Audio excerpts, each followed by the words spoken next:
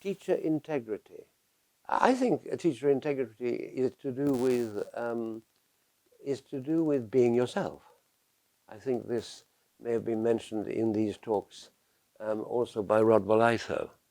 That in the long term, you really, especially if you're going to be with people for a fair amount of time, to just be a dramatic person is not going to be enough. They need to come to actually, in part, know the core of you, the teacher.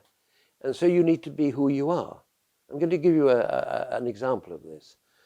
In Pilgrims, we had a primary school teacher trainer, who came, and within the first 2 days, he broke down and simply wasn't able to hold his class of trainees. He had to be moved, and somebody else had to take over.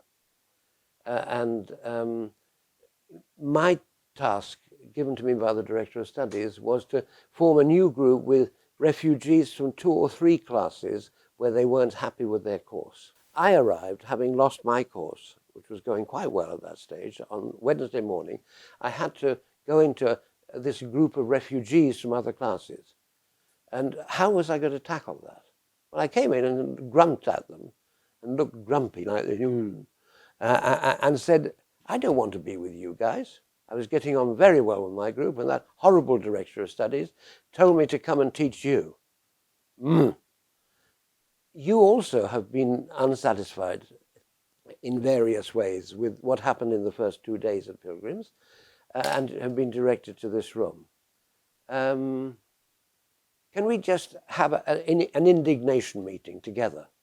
Boo. And then I started and explained why I was grumpy, and why I still had a wish to be with the group I'd been with for the first 2 days. And then quickly a whole series of grumps came out. And it was a cleansing session. It really was. And that, I think, I took a risk. It could have gone badly wrong, but I think that would be an example of being integrated in the sense of I was myself, my real self, including bad-mouthing my Director of Studies. It may not suit all personalities, but that is an example of trying to be who you are.